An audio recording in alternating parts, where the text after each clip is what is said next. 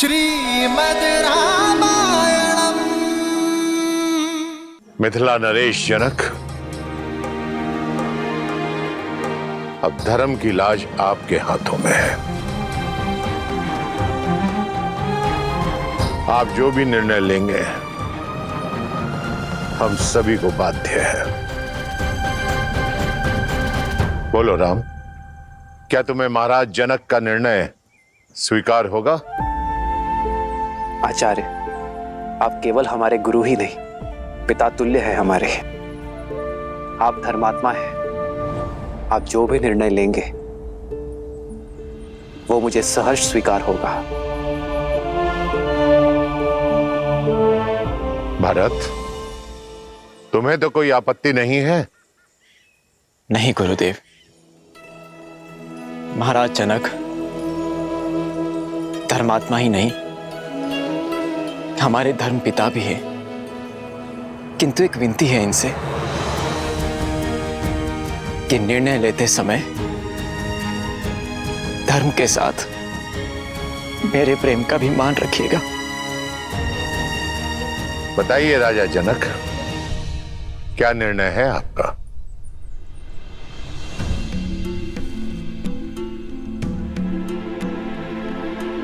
कोई भी निर्णय लेने से पहले मैं अपने सौभाग्य को धन्यवाद देता हूं कि मुझे इस धर्म सभा में उपस्थित होने का अवसर मिला। एक और राम है जो धर्म और मर्यादा की प्रतीक है, तो दूसरी ओर भरत जो प्रेम और समर्पण की पराकाष्ठा है।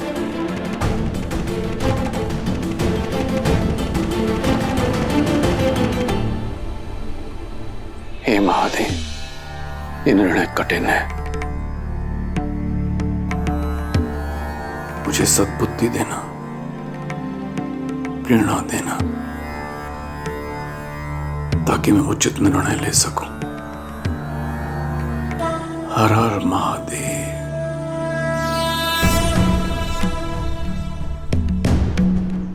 आप पुत्र बनकर अपने पिता के और प्रजा बनकर अपने महाराज के वचन का पालन करना चाहते हैं। आप धर्म के पथ पर हैं। शास्त्रों में भी कहा गया है, धर्मो रक्षति रक्षितः, अर्थात जो धर्म की रक्षा करता है धर्म उसकी रक्षा करता है। आप धर्म के पथ पर हैं। और भरत,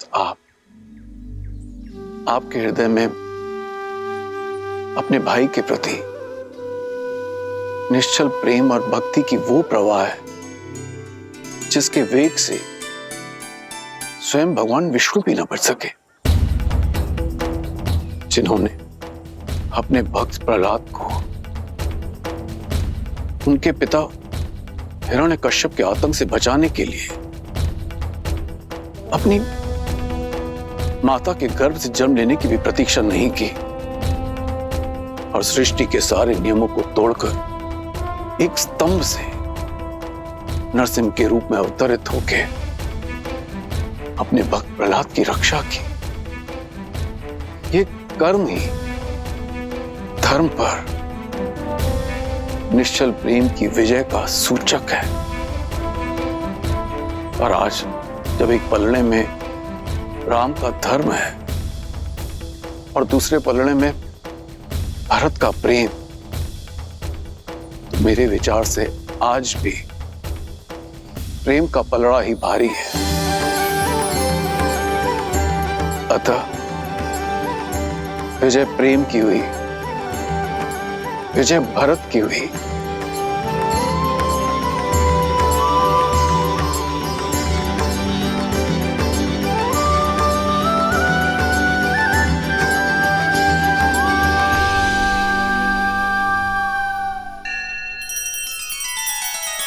श्री रामचंद्र कृपालु भजु मन हरण भव भय दारुणम्। नव कंज लोचन कंज मुख कर कंज पद कंजारुणम्। सिया राम सिया राम सिया राम सिया राम। आदर्श और मर्यादा की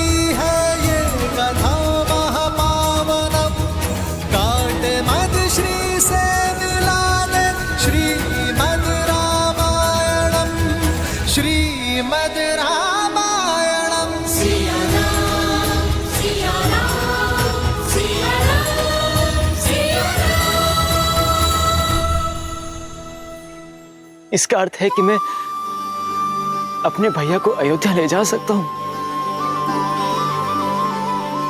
अपनी इच्छा पूर्ण कर सकता हूं।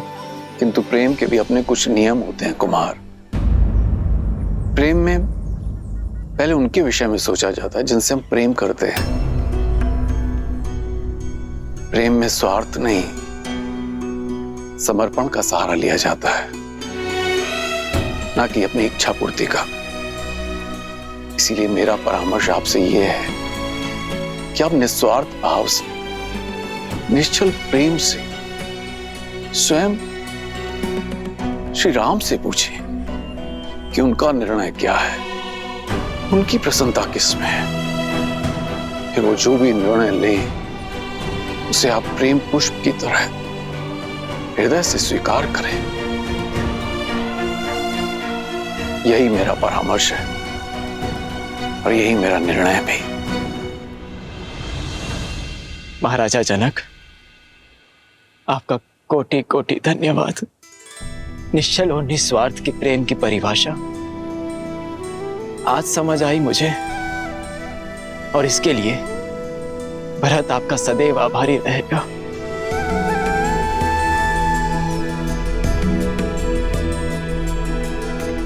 अब तक तो केवल अपने कर्तव्य और कीर्ति की समझ थी मुझे, किंतु उचित और अनुचित का बोध अब समझ आया। मेरे भैया ने अपने पिताश्री के वचनों का पालन करना स्वीकार किया, किंतु इन्हें मेरी भी एक इच्छा स्वीकार करनी होगी, और ये मेरा निर्णय है। या तो भैया सिंहासन स्वीकार करें या मैं मृत्यु का आलिंगन करूंगा।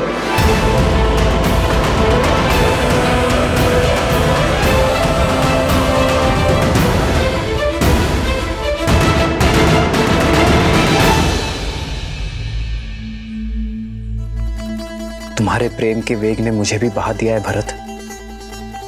तुम मुझे अयोध्या के राज सिंहासन पर बैठते देखना चाहते हो ना, तो वही सही। तुम्हारी प्रसन्नता के लिए मुझे वो भी स्वीकार है। सच भैया? हाँ भरत, किंतु पिताश्री के वचन को झुठलाने का साहस मुझ में अब भी नहीं है। मुझे 14 वर्ष का वनवास काट कर आने दो भरत। उसके बाद मैं तुमसे अयोध्या का राज सिंहासन स्वीकार कर लूंगा। तब तक अयोध्या का भार तुम्हारा हुआ मेरे भाई। आप महान हैं भैया, आप महान हैं। आपने अपने धर्म और मेरे प्रेम दोनों का मान रख लिया। कदाचित मेरे लिए इन पापों का यही दंड है कि 14 वर्षों तक आपके वियोग की असहनीय पीड़ा को मुझे सहना होगा भैया।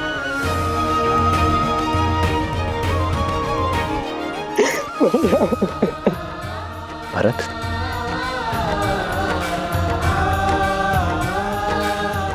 क्या हृदय भी कभी शरीर से भिन्न होता है भरत?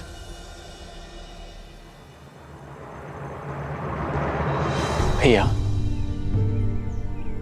आप जो कह रहे हैं वो सब स्वीकार है मुझे, परंतु यदि मैं आपसे कुछ मांगूं तो क्या आप दोगे?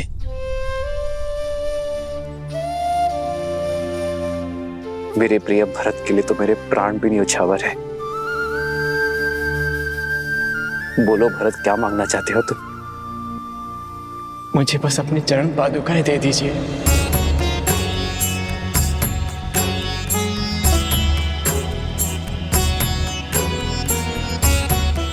अयोध्या का राज्य भार बहुत बड़ा है भैया, और जिस सिंहासन पर मेरे भैया राम का अधिकार हो, उस सिंहासन पर बैठने का मैं दुस्साहस नहीं कर सकता। अयोध्या और अयोध्या का राज सिंहासन आपकी प्रतीक्षा करेंगे।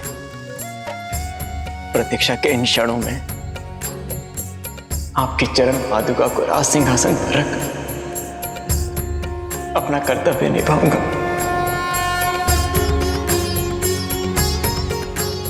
आपके पग धर्म के पथ पर है और आपके चरणों में पड़ी पादुकाओं को राज सिंहासन पर रखने से हमारी अयोध्या से धर्म का लोप नहीं होगा भैया।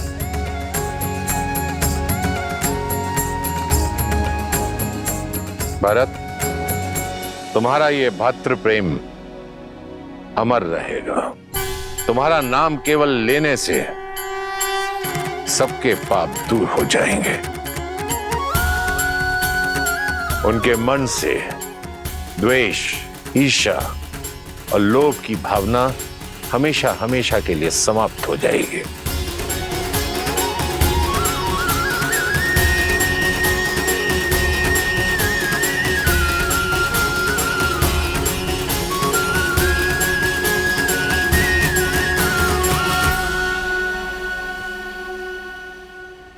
आदर्श और मर्यादा की है ये कथा महापावनम। काटे मद श्री से मिला दे श्रीमद् रामायणम, श्रीमद् रामायणम, श्रीमद् रामायणम। इन पर अपने पैर रख के इसे पवित्र कर दीजिए भैया। श्री राम, श्री राम, श्री राम, श्री राम, श्री राम, श्री राम, श्री राम।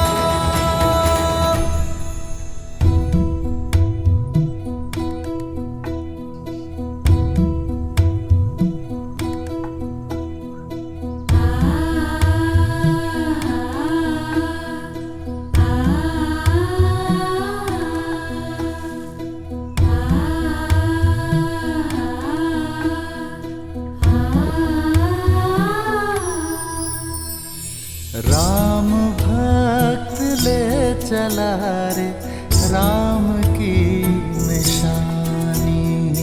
राम भक्त ले चला रे राम की निशानी। शीश पर खड़ाऊ अखियों में पानी। राम भक्त ले चला रे राम की निशानी। आपके आदेश का पालन कर रहा हूं भैया। न जाने किस जन्म का दंड भोगूंगा मैं इन 14 वर्षों के वियोग में, किंतु स्मरण रहे 14 वर्ष, केवल 14 वर्ष। यदि एक क्षण भी अयोध्या लौटने में आपने विलंब किया तो अपने प्रिय भरत के निर्जीव शरीर से भेंट करेंगे आप।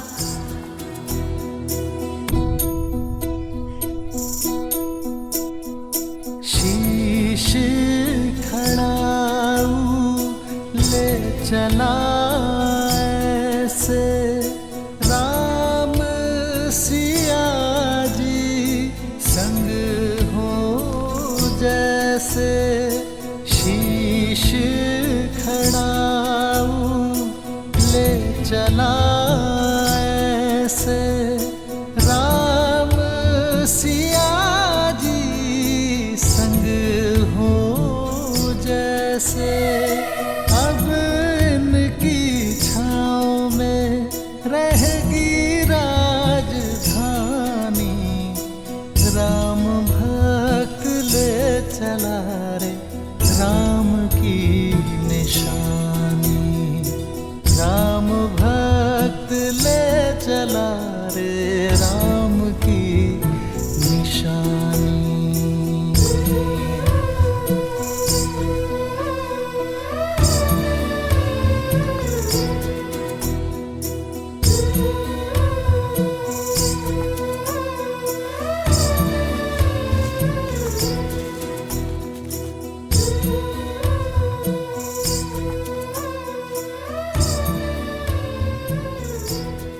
जितना पवित्र भरत का मन है उतनी ही पवित्र उसकी भ्रातृ भक्ति है।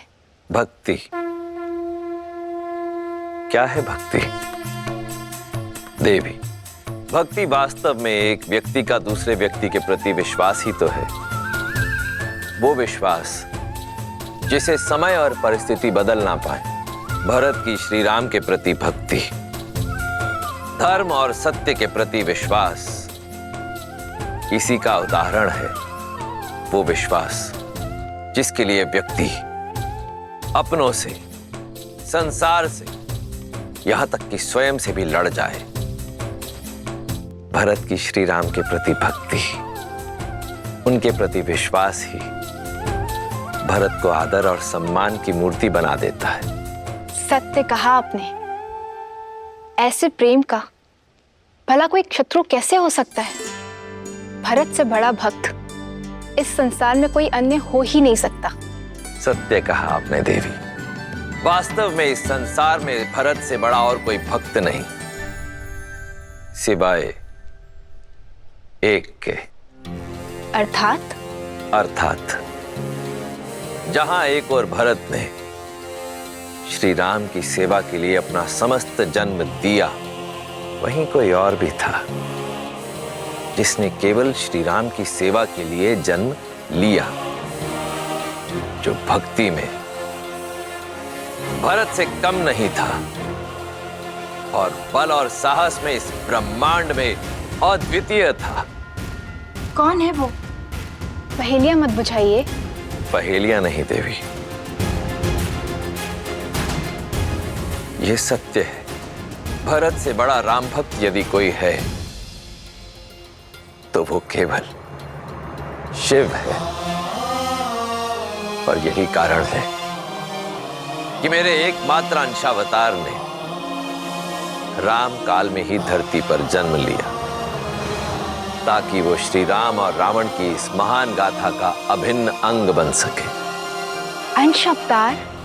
हाँ देवी, मेरा अंशावतार, जिसे ये संसार कभी प्रेम से, कभी भय से, तो कभी भक्ति से, भिन्न भिन्न नामों से पुकारेगा। अंजनाद्री में जन्मे माता अंजनी के पुत्र अंजनेय, पवन सुत हनुमान, पवन सुत हनुमान।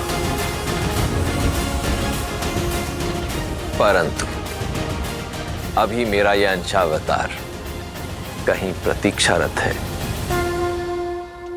अपने प्रभु श्री राम से मिलन के लिए। जय महावीर हनुमान, जय जय पवन पुत्र हनुमान।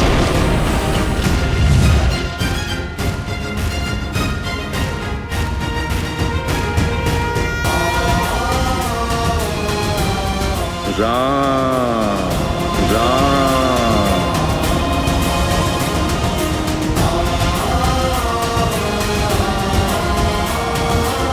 राम राम। बजरंग बली हनुमान, जय जय महाबली हनुमान। राम राम।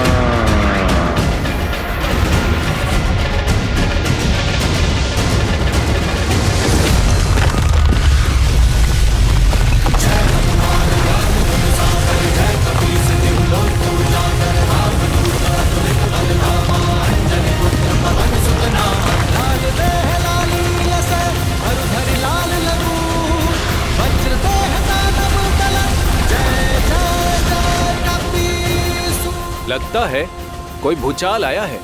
ये महाराज सुग्रीव के सेनापति हनुमान किसी भूचाल से कम है क्या? राम राम।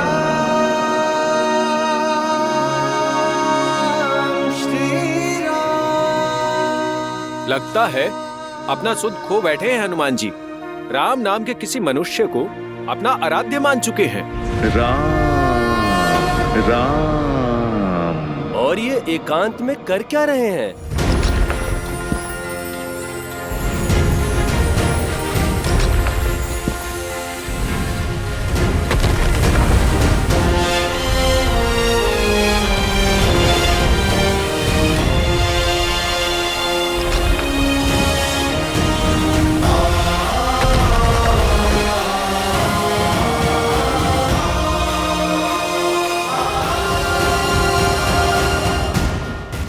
जाने राम नाम का जाप क्या क्या करवाएगा इनसे।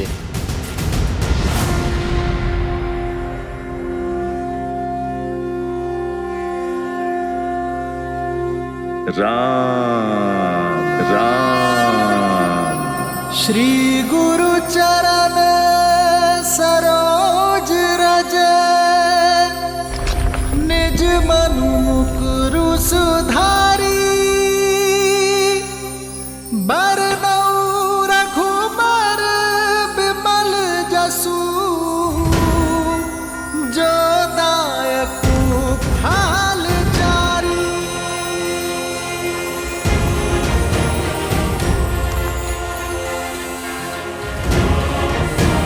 जय महावीर हनुमान, जय जय पवन पुत्र हनुमान, बजरंग बली हनुमान, जय जय महाबली हनुमान।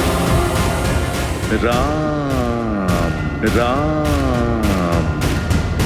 जय हनुमान ज्ञान गुण सागर, जय कपीस तिहु लोक उजागर। रामदूत अतुलित बल धामा, अंजनी पुत्र पवन सुत नामा। राम